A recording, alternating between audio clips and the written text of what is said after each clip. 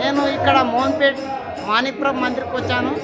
ఇక్కడ దత్త జయంతి వేడుకలు జరుగుతున్నాయి. దత్త జయంతి భాగంగా ఇక్కడ భక్తాదులు ఈ యొక్క కార్యక్రమంలో పాల్గొన్నారు. మరి ఇక్కడ ఈ కార్యక్రమాలు ఏ విధంగా జరుగుతున్నాయో చూద్దాం ఫ్రెండ్స్. దత్తమణి ప్రభు దేవస్థానం